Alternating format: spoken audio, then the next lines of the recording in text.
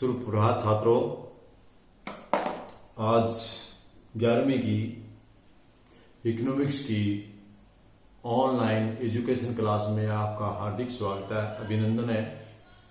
प्यारे विद्यार्थियों, जैसा कि आपको पता है कि हम आंकड़ों के संकलन चैप्टर के बाद आंकड़ों का व्यवस्थितकरण चैप्टर का अध्ययन कर रहे हैं।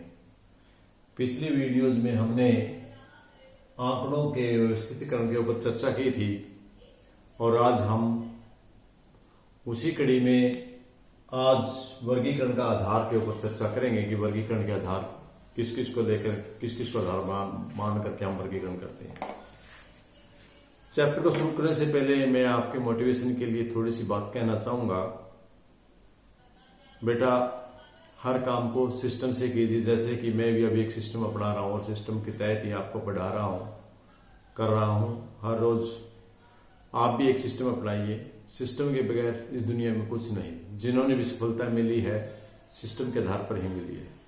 प्यारे विद्यार्थियों, मैं एक एग्जाम्पल के द्वारा, जो कि मैं अक्सर आपको पहले भी प्रेयर में बताता रहा हूँ, बताना चाहूंगा कि एक सिस्टम के कारण कितना बड़ा हवाई जहाज आसमान में उड़ जाता है, जिसमें काफी भार होता है, टनों में वजन होता है, जबकि एक सुई जिसमें मामूली सा 2 ग्राम वजन भी नहीं है वो हवा में नहीं रुक सकती, वो गिर जाती है। कारण क्या है कि हवाई जहाज में सिस्टम है जबकि सुई में कोई सिस्टम नहीं है। बेटा, सिस्टम में बहुत ज्यादा ताकत है, बहुत ज्यादा। सिस्टम, जितने भी लोग सफल इस दुनिया में या संसार में हुए हैं, सभी किसी न किसी सिस्टम को अपना कर हुए हैं। उस सिस्टम को अपनाओ, रेगुलेटरी अपनाओ, अपना नियमित टाइम टेबल बनाओ, हर रोज का काम करो। ये मत सोचो कि परीक्षाएं आएंगी तभी हम काम कर लेंगे, महीना 2 महीना रह जाएगा, तब आपसे ये काम नहीं हो पाएगा, बहुत ज्यादा हो जाएगा। तो धीरे धीरे नियमित रूप से काम करते रहें। और इन शब्दों के साथ में हम चलते हैं टॉपिक पर। आज का टॉपिक है आंकड़ों का व्यवस्थितकरण। लेसन नंबर 4 का +1 का आंकड़ों का व्यवस्थितकरण में आज का टॉपिक है वर्गीकरण का आधार। तो वर्गीकरण 3 आधारों पर हम करते हैं। नंबर 1 भौगोलिक आधार पर, नंबर 2 समय के अनुसार, नंबर 3 गुणों के आधार पर, और नंबर 4 मात्रात्मक या संख्यात्मक। इस प्रकार से हम वर्गीकरण करते हैं। सबसे पहले हम चलते हैं भौगोलिक वर्गीकरण पर। भौगोलिक का मतलब होता है क्षेत्र। देश के किसी भी क्षेत्र में से संबंधित आंकड़े जो मिले हमें, उसके आधार पर हम उसका वर्गीकरण करते हैं। एग्जाम्पल के यहाँ लिए मैं यहाँ एक सारणी ली है। इस सारणी में आप वर्गीकरण देखिए, मैंने स्थान के हिसाब से किया है। पंजाब है, एक एरिया का नाम है, एक क्षेत्र का नाम है। हरियाणा एक क्षेत्र का नाम है, उत्तर प्रदेश क्षेत्र का नाम है। इन एरियो में जब हमारे पास आंकड़े थे, मिले हुए थे, 20, 30, 25 आंकड़े थे और मिक्स थे, तो हमने उनको छांट दिया, एक सारणी बना दी कि पंजाब में कारखानों की संख्या 30 है, हरियाणा में 20 है, उत्तर प्रदेश में 25 है उनकी। उसके हिसाब से हमने सारणी बना दी। और जो क्षेत्र के हिसाब से सारणी बनती है उसे हम भौगोलिक सारणी कहते हैं। चाहे वो किसी भी क्षेत्र की हो, कन्याकुमारी की हो, तमिलनाडु, किसी भी क्षेत्र की हो, पंजाब की हो, लोकल एरिया, टोहाना, मोना, उकलाना, बरवाड़ा, कहीं की भी। तो क्षेत्र के हिसाब से यदि हम उसकी वर्गीकरण करते हैं तो हमारा वो भौगोलिक वर्गीकरण कहलाता है। इसके बाद दूसरा हमारा समय अनुसार वर्गीकरण। समय के अनुसार, समय जैसे कि 2009 में कितने हुआ, 1500 टन अनाज बिक्री, और 2000 में 3500 टन, 35,000 टन अनाज बिका, और 2011 में 72,000। इस वर्ष में ये समय के अनुसार है। 2009 भी एक साल था, 2010 एक वर्ष था, 2011 एक वर्ष था। 2011 की हमने बिक्री यहाँ पर इस खाने में दिखा दी, इसका वर्गीकरण यहाँ कर दिया, इसका वर्गीकरण दिया। इस आधार पर जो वर्गीकरण करते हैं हम उसे समय अनुसार वर्गीकरण कहते हैं। समय के मुताबिक, या जैसे जुलाई में इतने, अगस्त में इतने, फरवरी में इतने, जो भी हिसाब से हम, वो भी हमारा समय अनुसार कहलाएगा। चाहे वो समय के वर्ष के हिसाब से हो, महीने के हिसाब से, दिन के हिसाब से, साप्ताहिक के हिसाब से, समय के अनुसार हम उसे समय का वर्गीकरण कहेंगे, समय के आधार पर वर्गीकरण कहेंगे। तो मेरे ख्याल में ये आपको समझ में आ गया होगा। अगला हम चलते हैं गुणात्मक वर्गीकरण। ये थोड़ा सा इसमें टॉपिक है, इसका समझने वाला है।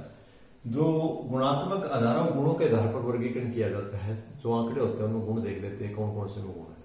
ये दो आधार पर है, एक साधारण वर्गीकरण और एक है गुणात्मक वर्गीकरण। पहले हम साधारण वर्गीकरण की बात करते हैं। ये साधारण वर्गीकरण साधारण गुणों के आधार पर होता है। जैसे दो गुणों में से एक समानता और असमानता के आधार पर हम अलग अलग कर देते हैं। जैसे स्त्री पुरुष, हमारे पास स्त्री और पुरुष के पूरे आंकड़े हैं, हमने गुणों के आधार पर अलग कर दिए। स्त्री को अलग बांट दिया, उसमें क्या क्या गुणों के कारण पुरुष को अलग बांट दिया। शिक्षित और अशिक्षित, हमारे पास बहुत सारे लोगों के आंकड़े थे, उनमें से हमने पढ़े लिखे लोग एक तरफ निकाल दिए और दूसरों को अलग निकाल दिया, सारणी बना दी, उसकी वर्गीकरण हो गया वो आपका। अगला शहरी और ग्रामीण, इसी प्रकार शहरी और ग्रामीण, यानी अनेकों उदाहरण आपके पास उनके गुणों के आधार पर, समानता के आधार पर एक दो श्रेणियों में बांट देना साधारण वर्गीकरण कहलाता है। दूसरा गुणात्मक वर्गीकरण का जटिल रूप भी होता है। गुणात्मक वर्गीकरण कैसा होता है? गुणात्मक वर्गीकरण उनके गुणों के आधार पर एक बार नहीं अनेक बार आगे उसके गुणों आगे आगे आगे आगे, इसको बहुगुण भी कहते थे, बहुगुणों के आधार पर। जैसे ये देखिए, यहां एक सारणी बनाई है मैंने, मिल के मजदूर हैं। मिल के मजदूरों में कुशल और अकुशल के हिसाब से दो बांट दिए मैंने, कुशल और अकुशल। कुशल में से फिर शिक्षित, अशिक्षित, अशिक्षित में फिर ग्रामीण और शहरी, अशिक्षित में ग्रामीण और शहरी। इसी प्रकार अकुशल, ये तो देख कुशल जो कारीगर, कुशल कारीगर है, तो अकुशल कारीगर हैं, उनमें शिक्षित, अशिक्षित। अब शिक्षित को हमने दो भागों में बांटा, एक ग्रामीण दूसरा शहरी। इसी प्रकार अशिक्षित को हमने दो भागों में बांटा, ग्रामीण और शहरी। मेरे ख्याल में बहुत अच्छे से समझ में आ गया। एक गुण की बजाय अनेक गुणों के आधार पर बांटना बहुगुण या गुणात्मक वर्गीकरण कहलाता है, और साधारण वर्गीकरण कहलाता है वो सिर्फ एक या दो गुणों के आधार पर, समानता और असमानता के आधार पर उनको बांटा जाता है। अब अगला आता है इसका चौथा पॉइंट, मात्रात्मक या संख्यात्मक वर्गीकरण। मात्रात्मक या संख्यात्मक वर्गीकरण में हम उसकी मात्रा ले लेते हैं, इतनी मात्रा से इतने तक इतने, इतने से लेके इतने से इतने। जैसे कि मैंने एक सारणी के द्वारा यहां करने का प्रयास किया है कि हमारा वार्षिक लाभ है 0 से लेके और 1000 के बीच में वार्षिक लाभ लेने वाली 5 फर्में हैं। 1000 से 2000 के बीच में वार्षिक लाभ लेने वाली 25 फर्में हैं, और 2000 से 3000 के बीच में लाभ लेने वाली 37 फर्में हैं, और 3000 से 4000 के बीच में लाभ लेने वाले 58 फर्में हैं। किसी शहर की हो सकती हैं, कोई बात नहीं, सिर्फ हमने आंकड़ों का मतलब है। तो यहां हमने मात्रात्मक आंकड़े, संख्यात्मक आंकड़े क्यों कहे हैं? इधर हमने संख्या बताई है कितनी ही, मात्रा बताई गई इतना लाभ लेने वाली मात्रा है, ये इतनी संख्या। इस प्रकार के जो वर्गीकरण होते हैं उनको हम संख्यात्मक या मात्रात्मक आधार पर उनको वर्गीकरण कह देते हैं। तो इस प्रकार एक आसान सा टॉपिक था बेटा आज का, बड़ा इजी से था। वैसे तो आपकी जो इकोनॉमिक्स है वो बड़ी रुचि का और इंटरेस्टिंग सब्जेक्ट है, लेकिन बस शर्तें यह है कि आप उसको किस वे से देखते हैं वो आप पर डिपेंड करता है। आप उसे कठिनता से देखते हैं तो आपके लिए कठिन भी होता है, यदि आप उसे आसान देखते हैं तो आपके लिए इजी भी होता है। टॉपिक वाइज टॉपिक करते हैं, आसानी से आ जाएगा, कोई दिक्कत वाली बात नहीं है। तो प्यारे विद्यार्थियों, मुझे पूरी उम्मीद है, आशा है कि आप पूरी लगन के साथ काम करेंगे और सफलता को हासिल करके जीवन में आगे बढ़ेंगे। आज के लिए इतना, कल फिर मिलते हैं। धन्यवाद, बहुत बहुत धन्यवाद।